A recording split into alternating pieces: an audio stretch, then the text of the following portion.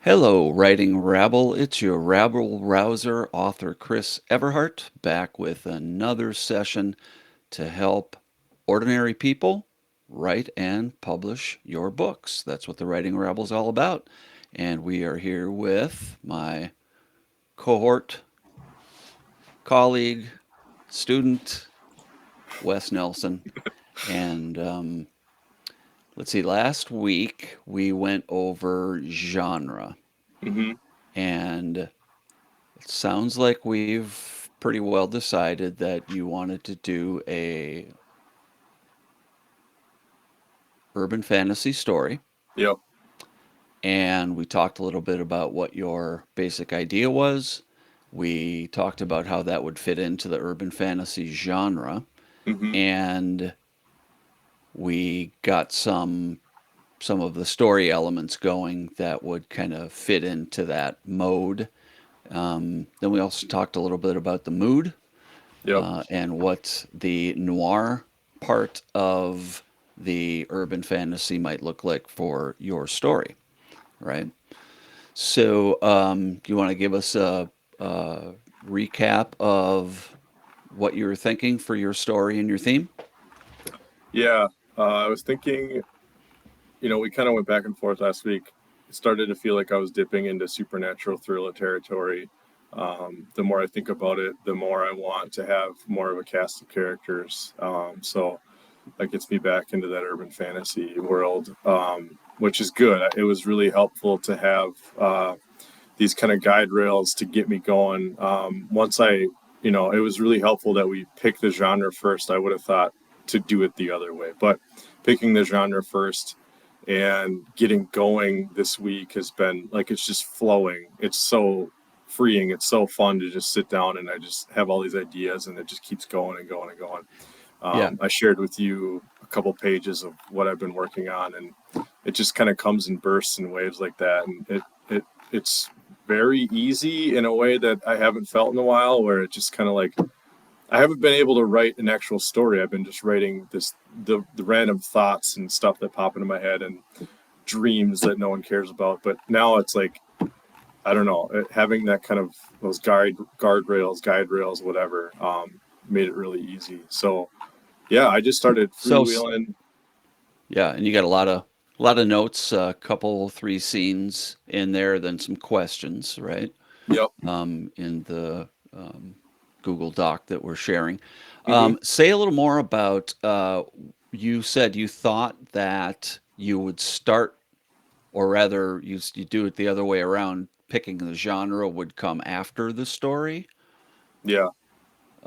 Is there something in particular that gave you that impression, or Probably some level of my own oppositional defiance where I didn't want to be told what to do or how to do something. I want to just let it all out and then we'll figure it out later. But having done that in my diary or my journal or whatever we want to call it for like the last month hasn't really gotten anywhere that feels productive in a story sort of way. So yeah, um, yeah, I would rather just like not. I don't want to be limited. I'm a gonzo writer, right? So this has been, but like all things in life, I need structure and I need guidance as much as I want to fight against those things. So yeah? So it wasn't that you thought that was like the industry standard is to write a book and then figure out what genre it was. It's more of it's just the way you thought of it, yeah, yeah, of the I way thought you would do it. yeah the way yeah, and in that my best thinking is not always what gets me into great spots. So Yeah, join the club. yeah, Um, okay, cool. The story that you want to do is, I mean, we've kind of you've established your main character, yep, um, and do you want to talk a little bit about what you wrote sure, so far, yeah. and So maybe a little bit of what you were thinking or not thinking. yeah. His name is Russ. Wes, Russ. Not a big leap there. We're not this isn't it's been a common thing is I'm taking elements of my life and I'm just sort of hyperbolicizing, if that's a word, or exaggerating, or playing up this little thing or that. And some of it, it's not all just a like for like thing. This isn't like a day in the life of Wes. This is it kind of started that way, and it's kind of quickly ballooned and taken different courses. But yeah, my guy, he's kind of like me in a lot of ways. He is definitely more of a martyr and more selfless than I ever have been. So while there's certain things that I'm like playing up, there's other parts of me that I'm like playing down, if that makes sense. So yeah, he's a suburban dad. He is very involved in his kid's life. He has a job.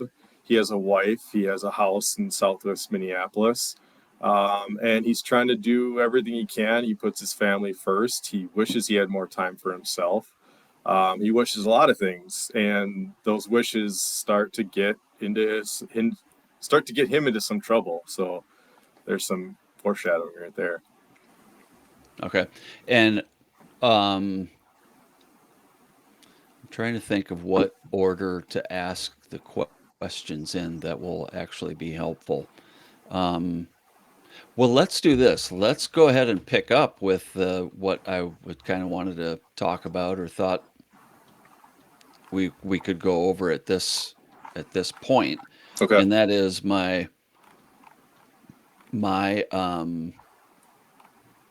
method: who, when, where. I actually would. I'm reading it from the from the doc, Oh, me and I too. forgot to put in one of the W's. It's a lot of W's. So who, I might actually go who, where, when, what, why, and how. Okay. All right. So let's start with who. All right. So his name is Russ, Yep. suburban dad. Yep. Okay.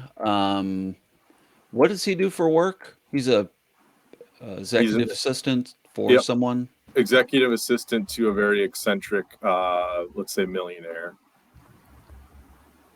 Okay. I don't know the industry yet, but something confusing. We'll call it like wealth management. One of those jobs that only exists for people of a certain income bracket.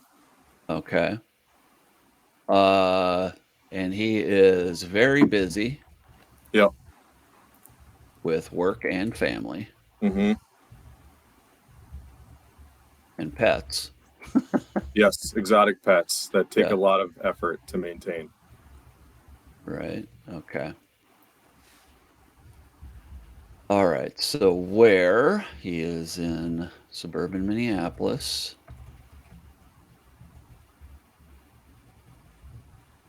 All right. Yep. Okay. And what else about his surroundings? So he's got a hectic home life. Yep. Home with how many kids? Three kids? Three kids. Three Wife. kids under. Under 7. I'm gonna change that. One of the kids needs to be at least 11 or 12 just to have someone to like talk back to him, and he's going to need some more snark in his life Okay. from the children. And a 7-year-old, probably, at least my experience with 7-year-olds, they aren't as snarky. My 11-year-old is becoming very conversational, I'll say. Yeah. Okay. And highly placed executive wife, right? Yep. His wife is an executive. Okay. And when I say when, this is happening in modern day, right? Yep. All right. And Winter, if that matters. okay. And when, at what point in his life? I always like to include that in when.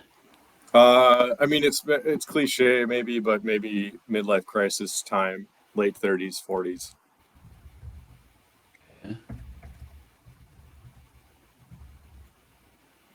30s, early 40s. Not a big leap again. Right. Okay. Now, the what part of it is what so what is the conflict and what is his action or reaction to the conflict? So what would you say is the conflict here? The conflict is right now, from what I've been writing, is that he is in full blown martyr mode. He can't do anything for himself. He takes no real enjoyment or time or has any hobbies for himself. Um, and then he also has this conflict with class, with income, with feeling like he's not getting his time, his money, his what he feels is owed to him isn't happening. He's constantly running into situations where a nicer car than what he has takes the last parking spot or stuff like that, where he's noticing the disparity between what he has and what he doesn't have. Okay. Um, so that is that's his daily life, basically, right? Mm-hmm. So what we want to determine is what is going to disrupt his daily life. That's the conflict. Okay. His conflict is going to be running afoul of the supernatural being who he has unwittingly tapped into some sort of resource and or some he's able to all of a sudden make wishes and change his reality, and the supernatural being or underground or whatever, they've noticed him and it's time to pay up.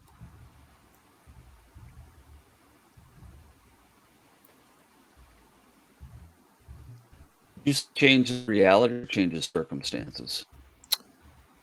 I don't know. Circumstances, I think. So the few examples I have where a person that was in front of him in a grocery store all of a sudden disappeared as they were about to take the bread that he needed. So would that I guess I don't know. Would that be his reality? Would that be his circumstances?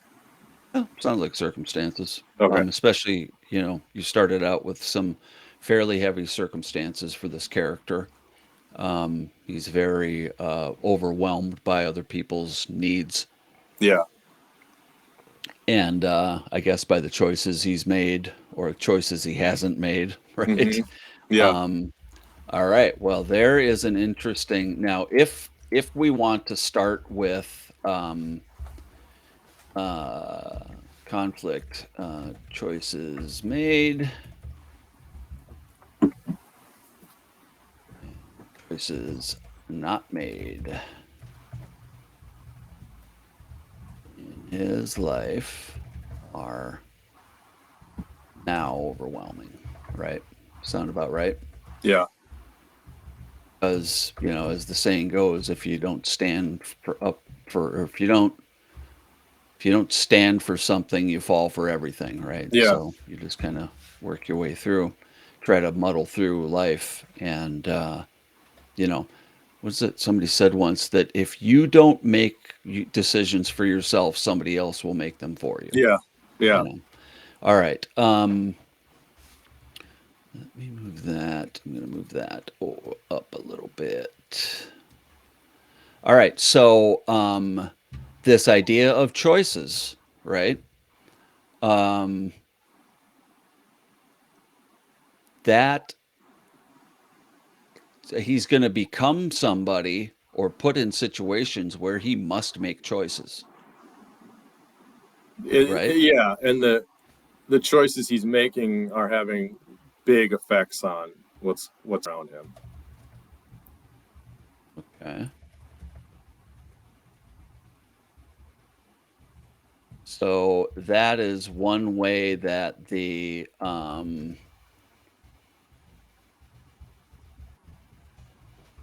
character can grow. Yeah. Is he becomes somebody who has to make choices. He has to make determinations and decisions judgments that he hasn't made before. Yeah, and he has this power now that he's not used to, and what does he use it on, and how much does he use up of it, and what is that going to cost him? Okay.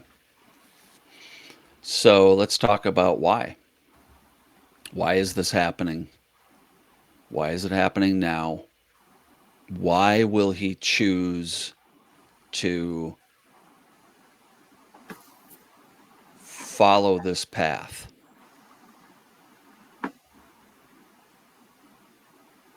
Yeah, I don't know. I've been thinking about that a lot. Um, Something. I mean, we talked about the sort of relationship with his father and some sort of totem maybe was passed down to him that he's now all of a sudden started wearing. I was thinking maybe some kind of watch, and in starting to wear this watch, stuff starts to happen. Um, I don't know. That's something I need to spend more time on because I don't know why it's happening now. I mean, maybe it's there's some turning point in his life. He's realized he's on the backside of his life now, or he's staring down the barrel of retirement or something where he just doesn't feel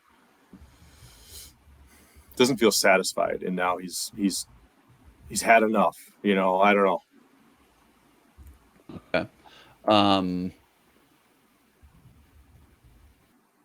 let's see. Total watch been passed to him.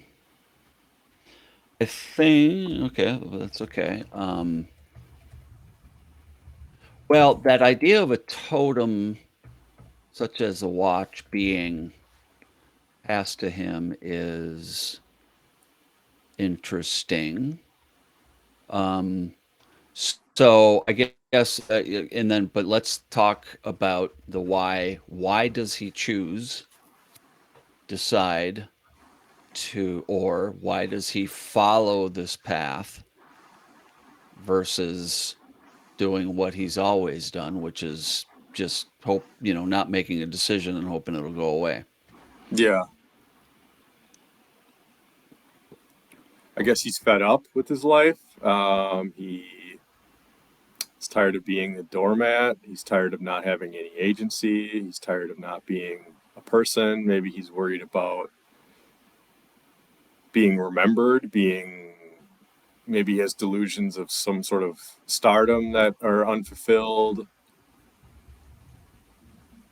Maybe he's been in his dad's shadow his whole life. I don't know.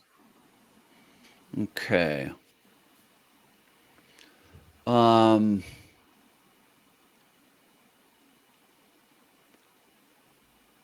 this is an important point in storytelling to work out.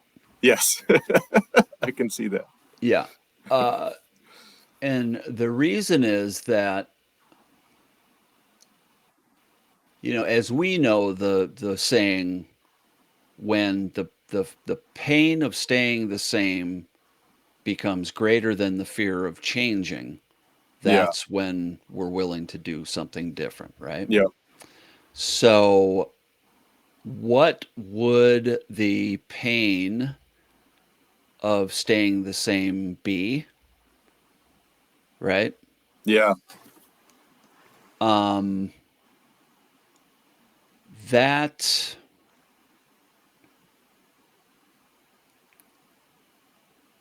that point in a person's life, in our case, the protagonist's life, where they they follow that new path, mm-hmm. super important. Now, for him, it could be because his family's threatened, Yeah, right? It could be that if he doesn't get such and such done by such and such time, something worse is going to happen than the way he's been living, yeah, right? And for a um, story like this, particularly, that why has to be sustainable or renewable. Okay. right? And it doesn't always have to be the same why in every installment of the story, future Yeah. installments. It's just that this this push to do something differently, if it's all completely settled in the first book and then he goes back to his regular life or whatever, then you don't have an ongoing story, Yeah. right? So, but something to think about. All right, so leave that there. And then last question is, how does he do that? How does he affect the changes, battle back? Well, first, I guess the first how does he react to challenge? Well, I guess at first it wouldn't be a challenge; it would be a unusual his unusual new power that he's getting to know, right? Yeah. Yeah. So, how does he react to new power? You have an idea for that yet? So up to this point, what I've been writing is that he doesn't even realize he's doing it, and Right. now he's gonna go meet with. He's been summoned, and he's going to meet with the head honcho of the local guild or whatever is controlling part of this power, and they're going to inform him of what he's been doing, ask him how he's been able to do it, sort of just grill him, rake him over the coals, and then they're going to ask him or demand something of him. Maybe it's they're going to take the life of one of his pets, as a first sort of sacrifice because he needs to sort of feed into this power. Um, and so maybe that's where some of the lie comes from, is now he has to repay this debt, and then maybe unwittingly he starts using the power again, and then he incurs more debt. So there's some sort of like battle there where um, he's got to get a handle on this new power before it takes everything from him. Okay.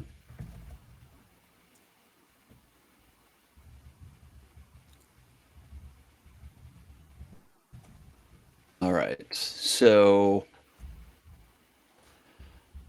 now, do we have an idea of what the steps are going to be in the story yet? What do you mean?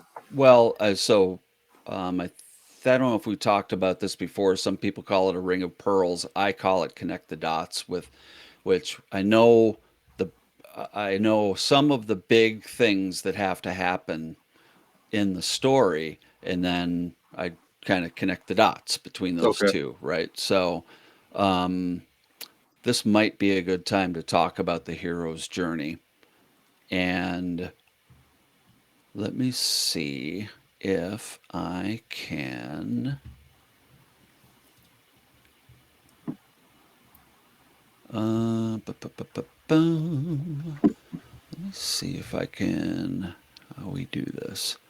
The thing is that it's easier to show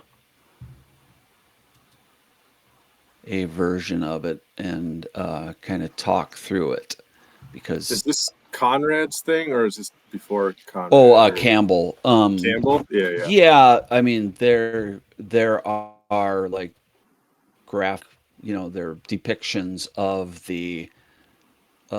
Joseph Campbell's hero's journey. What I'm trying to find out here is my guest. I don't want to guest from Gmail. It take me a while to figure this out. Let's see. How do I see overlay background? No music comments banners. Don't need a banner. Let's see. Oh, they've got built-in music Oh, sweet. in this app too. Yeah, I might actually have to start using it. Of course, I might not be. All right, so here's share screen. So let me see if I can grab Hero's Journey graphic.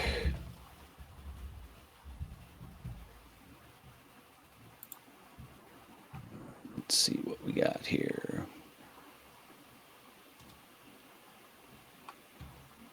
There's a lot of them. Oh yeah, yeah. There's loads of them. Okay, so here's one that looks like it's fairly easy. Okay, so let's try that.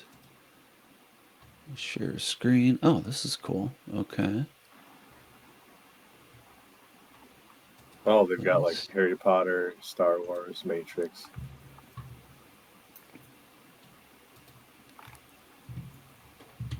Nifty. Okay.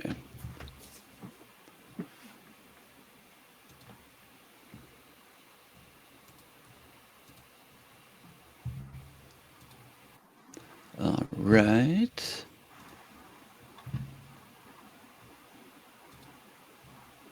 Okay, so let's share this. Okay, can you see it? Not yet. Oh, I don't. Geez, Maybe I I don't know if can't you. see it.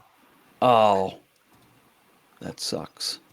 Uh, Let me see. Add to scene. Okay, here might be able to add it. All right, here we go. Oh, Okay, yep, I got it. now, as a matter of fact, let's see. I'm gonna spotlight this. Okay, here we go. And can you see my cursor too? No. All right. Well, we'll just pretend you can see it. Okay. Okay. So, um, we tend to think of story. And by the way, this is from Wikipedia. So, Okay. for you know purposes of fair use or whatever. Um, so we tend to think of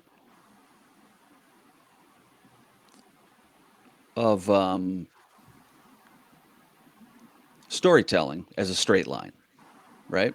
Mm-hmm. One of the things that Joseph Campbell pointed out was that storytelling is not a straight line; it's actually a circle. Okay, that especially in the hero's journey type of these this classic kind of storytelling or classic format, that the whole point of the story is that the person who is taking on the challenge for their society their purpose is to go out into the unknown Okay. and then come back Mm. right with the answer. All right, so in this case, I mean, if you look at the top, we've got it's a hiker because these are typically epic uh, quest type of stories, right? Sure. So you got the call to adventure. That means that somebody somewhere has to um, come into the character's life and tell them that there's more out there, so to speak, right? Sure. Now that person is called the herald. It's not necessarily what we think of as the mentor, right? Oh, okay. But yeah, so that could be, in Luke Skywalker's case, it was uh, it was the droids coming to the planet, right? Now, let me see. Could you see me switching off that? Yep. Now you're on the Wikipedia Okay. page. Let me. I like that idea that you had seen the Star Wars one, right? And Yeah. I hadn't seen that one. So let's see. Hero's Journey steps, because that is the new uh, standard. Okay. All right. Let's see if we can do this one. Where are you from? This says Wikipedia. Oh, It's like nice. Star Wars. Yeah. Awesome. Let's see if we can get this. Okay, here we go. So it's Joseph Campbell's monomyth, right? Okay. What's the monolith? So yeah. So um I don't like this one either. Uh let's see.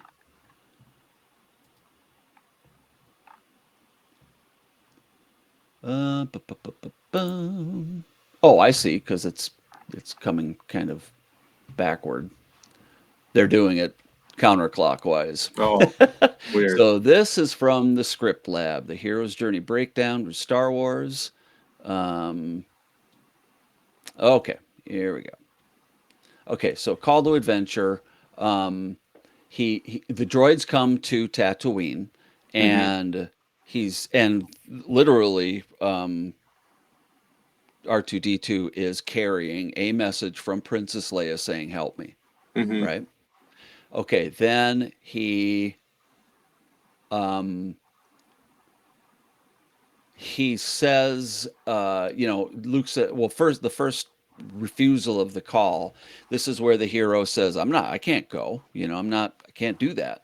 Yeah. Um, so in this case, oh, God, would that call to adventure maybe come from Ben Kenobi himself, who says, your uncle lied to you, etc. Refuses the call. He says, I'm not going anywhere. It's harvest time, right? Yeah. Supernatural aid, not sure what that one would be. Crossing the first threshold. So he has to go out of crossing the first threshold is him actually going to Mos Eisley Spaceport and leaving, right? The Mm-hmm. belly of the whale, in this case, is when they reach the Death Star, they go into the Death Star. Okay. Road of Trials is all the things that they have to do um, to get to get the princess free, I guess. Yeah. Meeting with the goddess, woman's temptress, atonement with father, apotheosis. All right. Let's see if there's even more. They're not doing me any favors here, are they?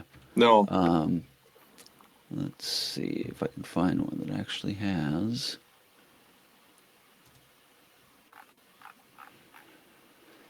All right, I'm going to go back to this one because that wasn't very good on the Star Wars side. Um, and the hero is going to go through each of these stages, right? Yeah. And as they do, they grow. The hero grows as a person in order to take on these challenges. He takes the challenges on for himself, but it's very much about reconciling things for his culture, for his society. Okay. Okay. Um, Now this is really funny because I'm not finding. Uh, I'm not finding what I was looking for as far as um, more clear cut kind of challenge current kind of explanations of these things. Yeah. Let me think if I've got something because I've done a few of these for myself as I've tried to figure out how to work like what we call the 3 act story structure, which is really a 4 act story structure. Yeah. And if I let me give me just a sec here, let's check something. Okay. Let me see. Let's remove that. And it's almost like what might be easier is to think of it as in the 3 act structure of a film. Um, and what happens is, in the way that we express these stories these days is we start out typically with the character in an awkward situation that they have to follow. Okay. And God, I'm sorry I didn't get this kind of set up earlier. I was thinking that we'd get more mileage out of the who, what, where, why, and how. Um, Let me think. What else can we? look at. Um, I actually have something hanging on my wall here. Uh, yeah, surprise, surprise. Well, I've actually got a bunch of different stuff. You can't see it, but I've got a bunch of different stuff. Yeah. Um, okay, and I have new stories. All right. Now this is one that I wrote for myself. Okay. Okay, it goes inciting incident. Where did I where did I put that? Uh, while I'm looking for this stuff, let's talk through some of the questions that you'd left on Yeah. um, on the doc for us, the So discussion. yeah, like how do I switch between Russ like perspective? So Russ is moving the cart down the aisle versus I move the cart down the aisle. Like, do I take the reader into his mind, or do I have to pick a perspective and stick to it? Or sometimes I feel like I'm typing Russ does this, Russ does that, like way too much, and I want to just sort of like invite the person into the story by letting them inhabit Russ's mind by saying, I moved the cart down the aisle, I noticed this, or this happens next. Like, how much do I need to do of that? Or was it confusing when you were reading it? Or, Well, I didn't I because it was, you were just meant to jot down some notes and some scenes and stuff. I didn't really, I didn't pay that much attention to it because it's not necessary. You okay, at that point, you can, write it however you want and whatever just pops to your mind. You will have to choose a point of view though. okay. Um, I think Dresden was first person, isn't it? I think so, yeah. He talks like I did this, I did that. Yeah, yeah, So you have to choose, and you might also want to look at the urban fantasy genre expectations to see if, is there a standard for urban fantasy? Or is it okay. typically first person, or is it uh, something else? You know what? Let's do this. I am going to let's talk about Hero's Journey next week. Okay. That will give me time to really dig up some things. So I think what we'll do next week is we'll talk about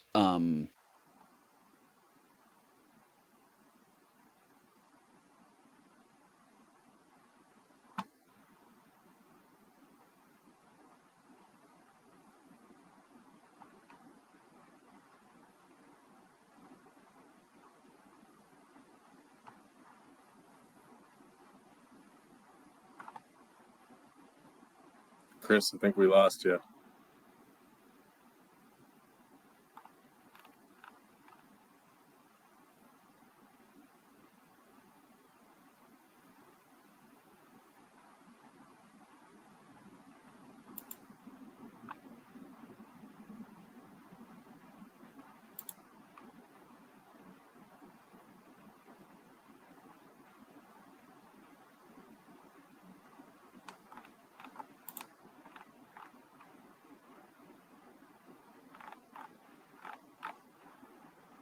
Hello, hello. Chris, are you there?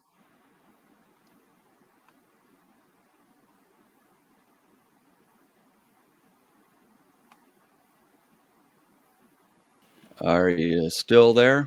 I'm here. How long did that last? That blackout. Uh, 30 seconds, a minute. I don't know. God. Oh boy. Hey, again, read watchers, listeners, sorry for the any uh quality or technical issues. I'm still, this is only our third time doing this and I'm still learning. So, we'll see if I can edit that before we put it up. But all right, what we'll do I could is, have vamped more, I suppose. yeah, you probably should have. Probably should have Should have done my gone. stand up routine. It was your time, your chance to take over. Okay, so and I went. Well, anyway, I hit the wrong button. Um, So let's talk about the hero's journey, and we'll talk about the three act structure, Okay. the way they work together. We'll talk about that next week. That way, Okay. I can pull together everything that we need that we started to discuss, but I couldn't find the answers to right now because Okay. each of those is important to how books are written today. Yeah. It's not the the hero's journey is a sort is a specific format of story. And while there's a lot of good stuff in there that explains that monomyth, that type of story, it's not necessarily the way we write books and do movies and TV shows today. Okay. I find that working from the which is really, I said earlier, a four act structure for writing movies is is a better and more relatable and more workable format for writing fiction today. At least that is for me. Now, Okay. if you were like a super egghead who was totally, dedicated to, I don't know, pre-modern storytelling, you might want to do it a different way, but you'll get my point. But anyway, what I was trying to do was I was trying to start help you put some uh, structure to your ideas so Okay. that you could start to map out Yeah. what your character how your character is going to respond to the challenges and what your character might do and might not do either as a person or because of the world that they're living Okay. in, right? Yeah. So that's where I wanted to start or where I wanted to get you to, and I think that'll help a lot as far as developing your story. So anyway, let's go back to the questions that you had answered or asked about your story. Now we just talked about, oh yeah, so point of view. You're going to have to choose a point of view. Okay. And again, there may be something that's more standard for urban fantasy, but whatever it is, you have to choose it and stick to it. You can't Okay. switch in and out of it. All right. Okay. Okay. What else was there? Okay. So I So was wondering. he's a martyr figure. Coming is he coming on too strong? That is that's a good question. I let's see. I was a little um I was a little cold on the idea of him being such a martyr. Okay. The reason is I think that this the story that we talked about last week in particular about what happens to this guy is he goes from a comfortable life into extreme discomfort, Yeah. right? So I mean I don't have a problem with him being a martyr type or an overwhelmed kind of person. I don't know if that starting point lends itself well to the story that you want to tell. Okay. So, what do you think of that? Because I don't Yeah. want to just make decisions for you No, it and then was. I'm struggling to find. I'm. What's the problem for this guy? Is it entirely his own making? Is that interesting? Is it annoying that he just can't carve out time for himself? Like some of these problems could maybe just be solved by a conversation with his wife, and they don't need to take a 300-page book to solve. So yeah, I maybe there is more to be mined if he is coming from that angle. Um, yeah, I don't know, something to think about. yeah. Um, the impression I had, based on what we talked about last time, was that Yeah, he's busy. We're all busy, right? Yeah. There's a Yeah. lot on his plate. There's a lot on everybody's plate, especially one who has little kids like you do. Yeah. Um, but that is not, that's not hard labor, right? Yeah. In a Russian gulag. Right. That's just life. Right. And it can be, it can be annoying and disrupting and all that stuff, but it also has its satisfactions and its joys. And you don't think of it as, oh, poor me, I have to do this and I have to do that, right? Yeah.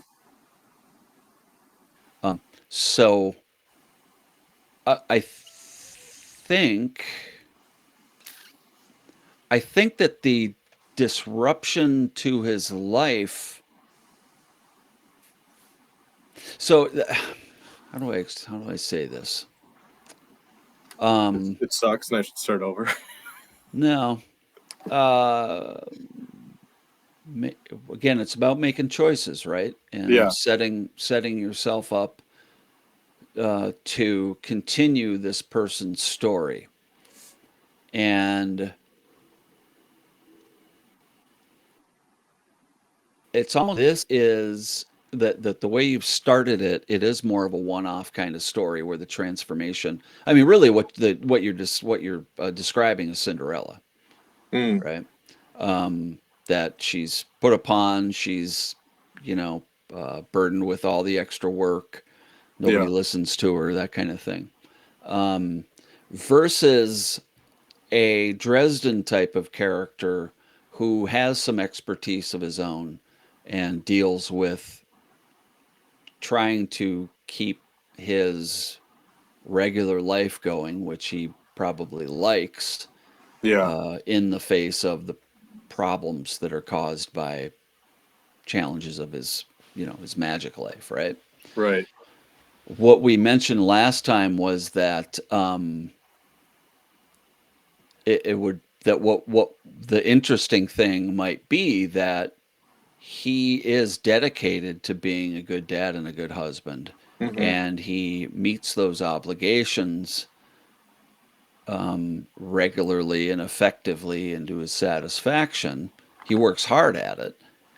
Then this magic thing comes along and starts throwing, hurdles to at him to get the things to be a good dad and a good husband, Yeah. right?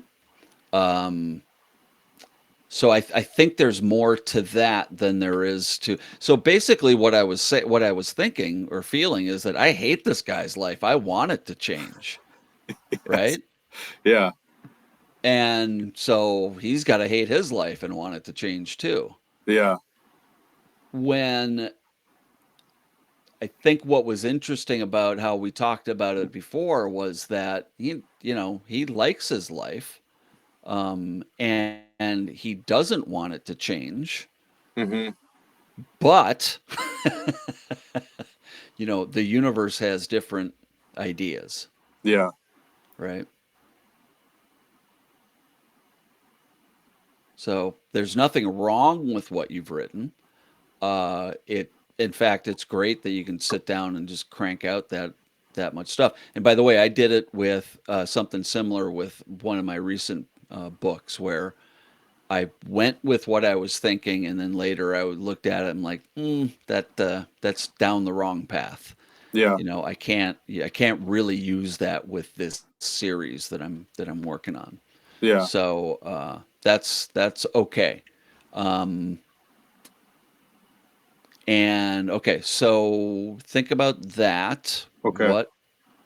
What are we trying to, what do you want to,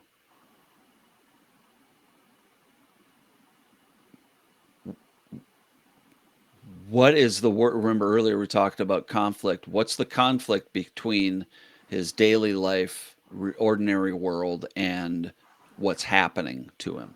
Yeah. That's where the really interesting stuff is. Okay. Because if he wants to get, if he wants to get rid of this life, And I'm not saying he necessarily does, but it just looks like it sucks to me. Yeah. Um, and then there's not as much tension in him being pulled into another world. Oh, yep. I see what you're saying. Yeah, so Why would you want to go there's back? actually less well, there may not be less conflict, but there's definitely less tension, Yeah. right? And uh the story is the engine is tension, Yeah. right? Yeah. It's going to be tension and change of status throughout, in each scene. So that is really, that's where the power in the story is in that tension. Yeah. Yeah. Otherwise, why do we care? Because yeah, I mean, Yeah. his life sucks. Something happens. It changes. Then what?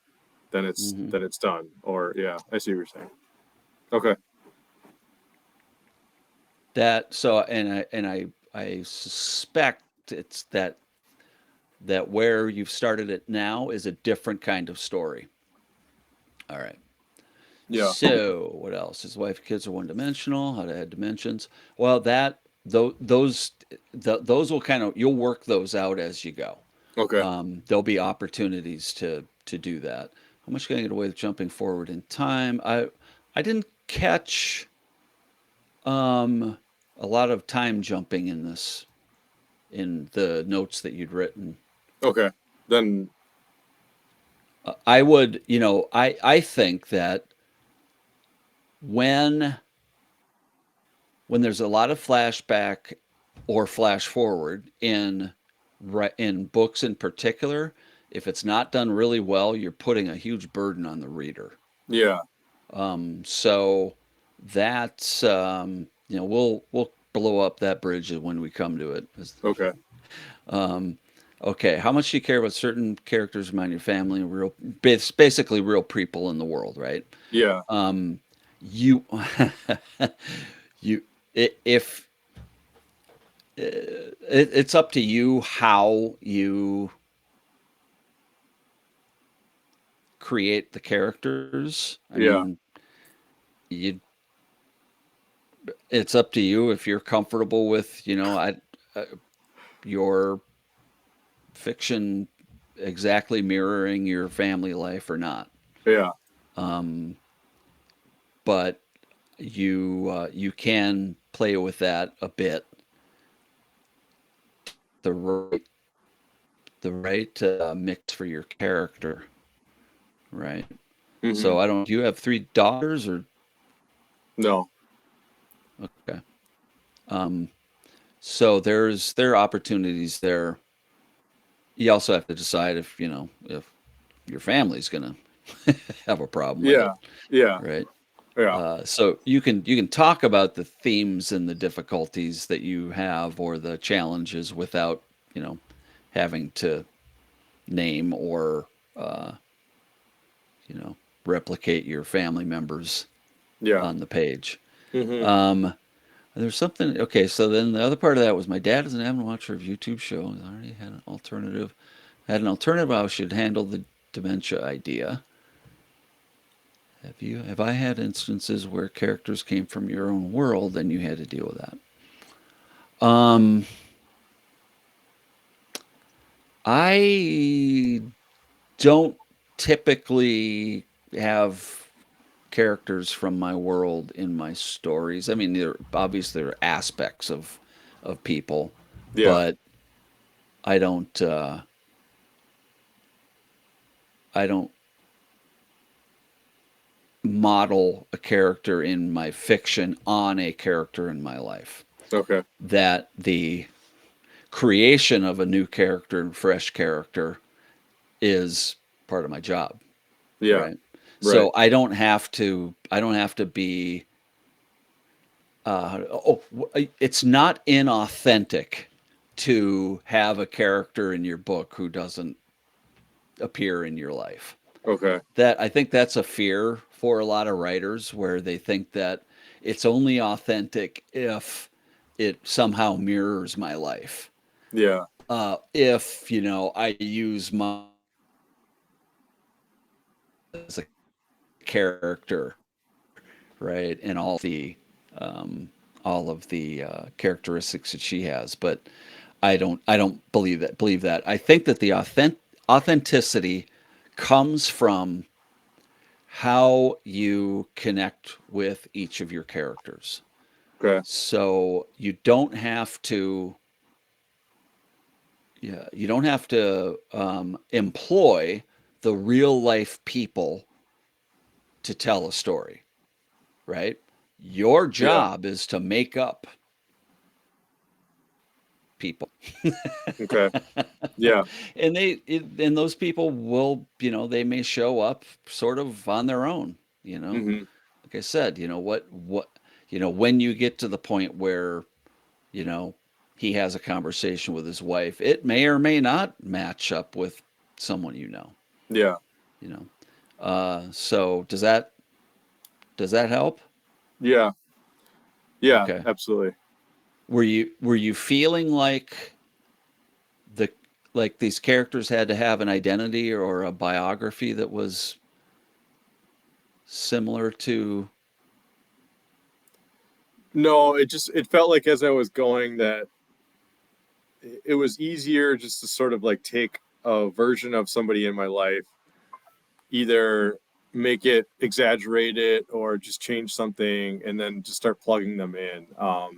And maybe that's just because I'm lazy and I wanted just to like, not have to create as much. But I see what you're saying. It's my job to do the work. So and Well, is it that you're lazy or that you're afraid yeah, that or you yeah, worry that it won't look like a real character, it won't be authentic if it so you're you're pulling a real life person into this book, not because I can tell you it takes the same amount of typing yeah, to describe a real life person that it does to describe an imaginary person. So yeah. it's not necessarily the work, right? No, Is it's it? probably fear. Yeah, it's that they might come across as too one dimensional unless I, borrow from my real life. Yeah. Okay. So Well, that's something to get over. yeah, and that kind of ties in with something that you say a couple of questions down. You say you don't want to use up your one good idea on the first book. Why does every writer say their first book sucks and never see the light of day? So, my response to that is that the idea that you're only going to have one good idea Yeah, is ridiculous. right. Um, and it's kind of the same. But they're part of this. Those two things are part of the same worry, the fear Hmm. that, oh, this is all it'll ever be. Trust me, once you get going, you're going to have ideas, flowing that you just wish you could shut them off. Yeah. Um, but so it's the same with creating these characters. Don't liberate yourself from the idea that these characters should come from your daily life by Okay. saying, I'm not gonna I'm not gonna put people from my daily life into these stories. Okay. And again, some of those personalities will show up. Yeah. Certain aspects of your own personality will show up in those characters, but just say, no, I'm not using anybody. Like that's what, like, a lot of people say, you know one of the things that makes me cringe is, oh, this story it's partially autobiographical. And I Hmm. always go, ugh, you know because I just don't know that any one of us is as interesting as the characters we could create. Yeah. Yeah. I can see that. Yeah, I for one do not. I don't think of these characters as based on myself, Yeah. because I'm just not that interesting. And you said, should I write a crappy book on purpose, just to get it out of the way? Or essentially, yeah, that's what you're doing here, Yeah. I know. right? So you will improve as you go along, Yeah. right? But um, you don't have to worry about the quality.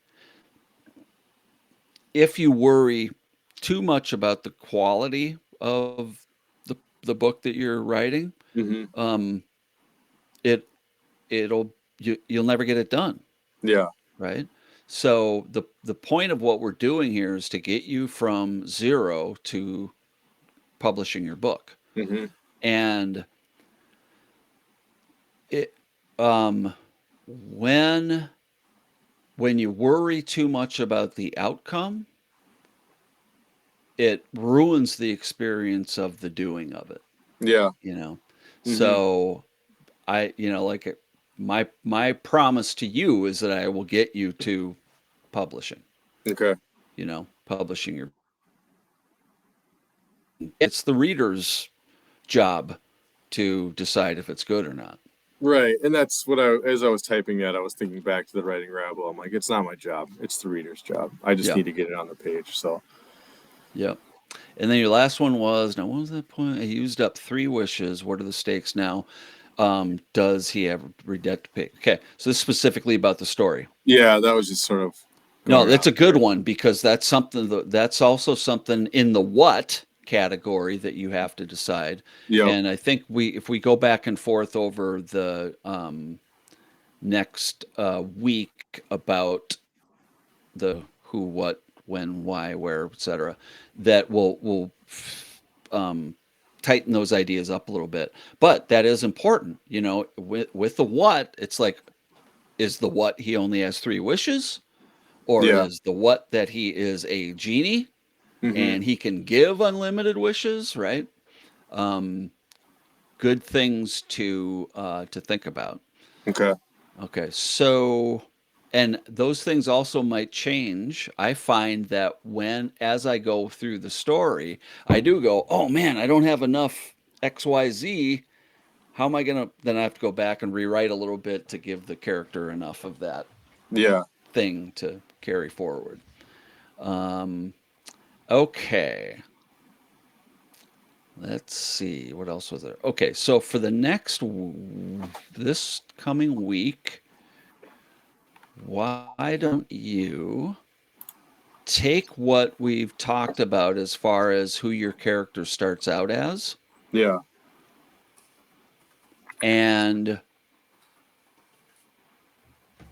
put together what's going to happen to him.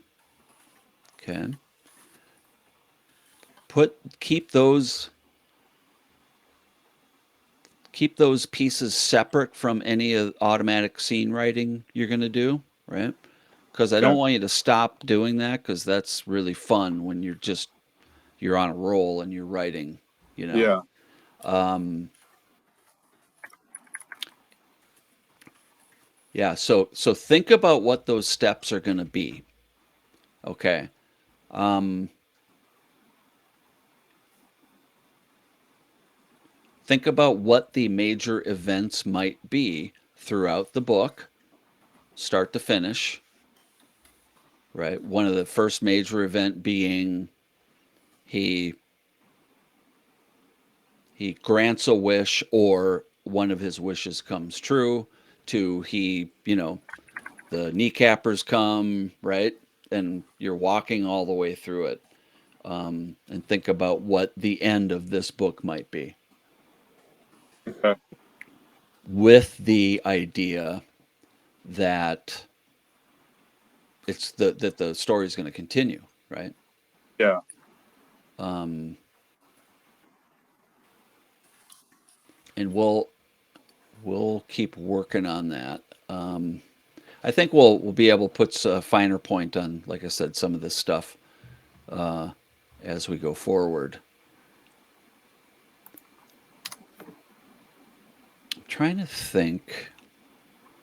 All right, this is good stuff for me to think about too, about how to get you get you on track, Okay. and because um, I'm trying to remember how I started outlining originally versus how I do it now. but we'll have more discussion. But I think that's enough for you to work on this week is to, rework your character, start to think about what those major events are going to be. Um, yeah, because and also some of the connections like we talked about last week, like connecting one part of the story to another, the idea that, uh, his experience, his desire to be a good dad comes from his experience as a kid, where his dad wasn't really around, and then we make the connection that his dad was uh, cursed or Yeah. gifted with this. And if you think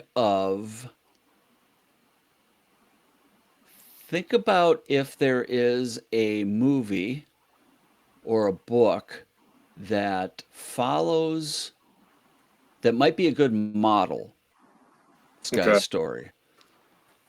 I'm trying to think of an example. Liar, liar. Yeah, I was just gonna say, yeah. Yeah. Yeah. Another one that's been because I've been listening to a lot of uh, um, Martin Short interviews lately for some reason. Steve Martin and Martin Short. Inner Space comes to mind. I don't know if that's quite the right one, but it's Inner, Inner. Oh, is that where they go shrink down inside the Yeah, person's body? yeah, Oh, yeah, I've yeah. seen that. That might work. I don't know for sure, Yeah, but it's just this idea that this guy just has a regular life, but yeah. he doesn't have a family, so that might not be a good example. What might another one be? Um, I'm trying to think. Uh, w- um,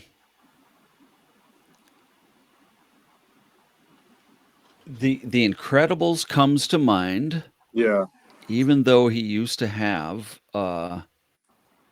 he's had a superpower, but then now he's trying to manage, his ordinary life, right? yeah, yeah. Um, Trying to think of something else with a. I'm sure ones will pop into my mind um, where a family person has a fairly ordinary life and then gets surprise powers. Um, so anyway, there's some ideas too, Yeah, and the reason is that it just helps you. It helps you to have a model, and you're not necessarily going to follow all of those things, obviously, right. but it's a good model for this kind of story. All right, how do we do Cool. today? 108. Yeah, we're working it. Okay. And do you feel like this was a good, productive session? Yeah, it it's like I go out into the wild and then I just come back and what did I produce? What did I come up with? Are these vegetables edible or not? And so it's good. It's good to get this feedback. It feels like to me that everything I write is so precious. And when I'm writing it, I'm like, this is it. This is gold. We're gonna publish this tomorrow.